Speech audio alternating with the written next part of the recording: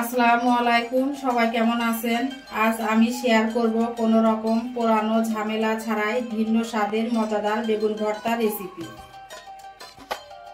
এখানে আমি 3টা গোল বেগুন নিয়েছি ভর্তা তৈরি করার জন্য।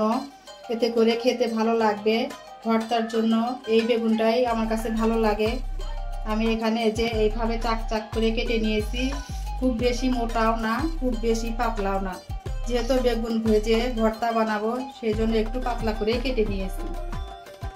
বেগুনটা আমি খুব ভালোভাবে পরিষ্কার করে ধুয়ে তারপরে কেটে নিয়েছি।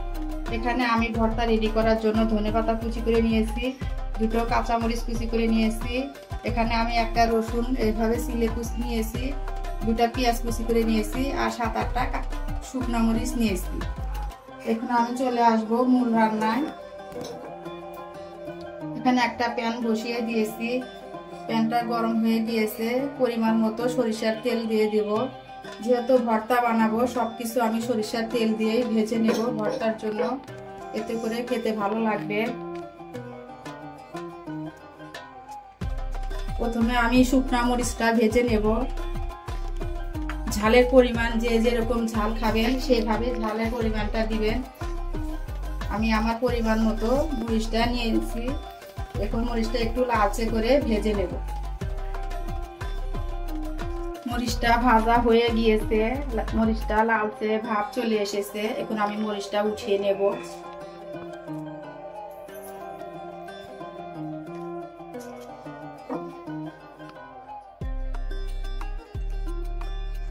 মরিচটা উঠিয়ে নিয়েছি।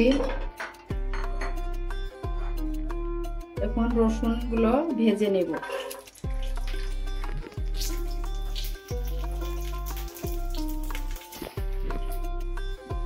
রসুনগুলো হালকা ভাজা হয়ে গিয়েছে। এখন আমি পেঁয়াজটাও একসাথে ভেজে নেব। আগে রসুনটা ভেজে নিলাম, তারপরে পেঁয়াজ দিয়ে দিলাম।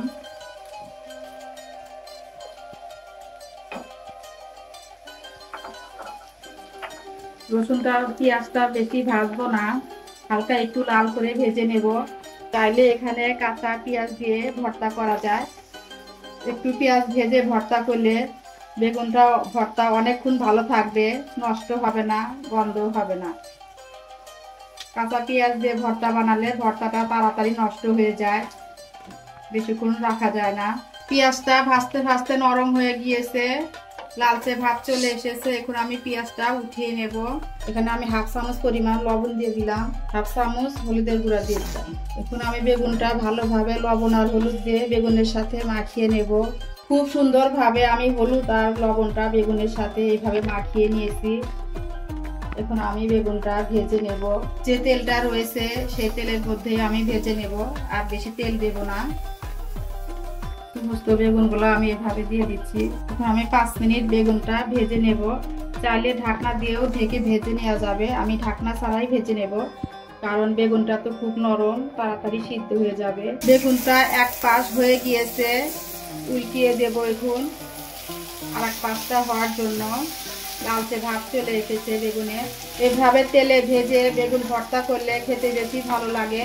পোড়ানোর কোনো ঝামেলা থাকবে না, পোড়ানোর কোনো ঝামেলা নেই। খুব সহজেই তৈরি করা যায় বেগুন ভর্তাটা, খুব সহজেই তৈরি করা যায় বেগুন ভর্তা। যখনই মন চাইবে তখনই কিন্তু আমরা এভাবে ঝটপট করে বেগুনটা ভর্তা করে নিতে পারবো। এক পাশ হয়ে গিয়েছে, প্রায় সেদ্ধ হয়ে গেছে, আর একটু হবে। দেখতেই পাচ্ছেন বেগুনটা খুব সুন্দরভাবে আমি ভেজে নিয়েছি। সুন্দর একটা লালচে কালার এসেছে, আর বেগুনটাও কিন্তু সেদ্ধ হয়ে গেছে, খুবই সফট আর নরম হয়ে গেছে। এখন আমি বেগুনটা নামিয়ে ফেলবো। এর চেয়ে আর বেশি ভাজা যাবে না, খুব সুন্দর কালার এসেছে। এখন আমি সম্পূর্ণ বেগুন উঠিয়ে নেব। সবগুলো বেগুন ভাজা হয়ে গিয়েছে, বেগুনগুলো ঠান্ডা হয়ে গিয়েছে। এখন আমি বেগুনের যে স্কিনটা আছে, চামড়াটা, এটা আমি উঠিয়ে নেব। বেগুনটা একদম সফট হয়ে গেছে আর ভেতরটা একদম নরম হয়ে গিয়েছে। চামড়া উঠিয়ে নিলে ভর্তাটা খেতে খুব ভালো লাগে, চামড়া উঠিয়ে না নিলে খেতে ভালো লাগে না। বেগুনের চামড়াগুলো আমি সবগুলা থেকে উঠিয়ে নিয়েছি। এখন আমি বেগুনটা ভালোভাবে ম্যাশ করে নেব। বেগুনটা আমি খুব ভালোভাবে ম্যাশ করে নিয়েছি, যাতে করে দানা দানা ভাব না থাকে। খুব ভালোভাবে বেগুনটা ম্যাশ করে নিয়েছি। এখন আমি ভর্তাটা বানিয়ে নেব। এখানে আমি যে পরিমাণে ঝাল খাবো সেই পরিমাণেই মরিচটা আমি দেব। আপনারা যারা যেমন ঝাল খাবেন সেই পরিমাণে ঝালটা দিবেন।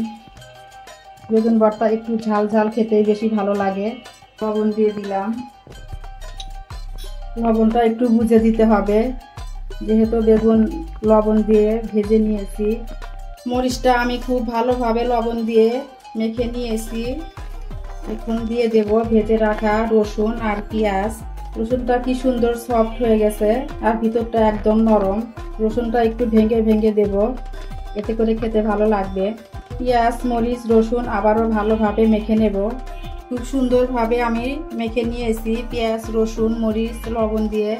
এখন আমি কুচি করা 2টা কাঁচামরিচ দিয়ে দেব আর ধনিয়া পাতা দিয়ে দিব।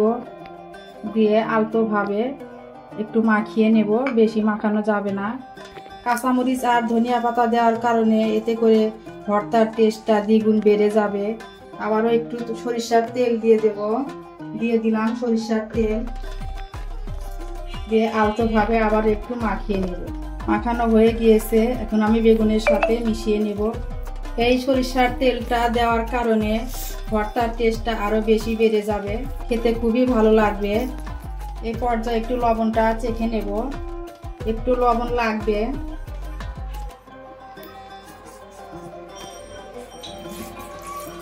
এখন আমি বেগুনটা খুব ভালোভাবে মেখে নিয়েছি।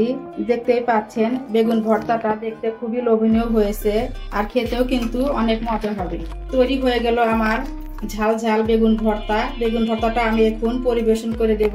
ভর্তা তৈরি করা কমপ্লিট। এখন আমি ভর্তা পরিবেশন করে নিলাম। তৈরি হয়ে গেল আমার ঝাল ঝাল বেগুনের ভর্তা। তৈরি হয়ে গেল খুবই মজাদার ভিন্ন স্টাইলের বেগুন ভর্তা। এই ভর্তা গরম গরম ভাতের সাথে খেতে কিন্তু খুবই মজা লাগে।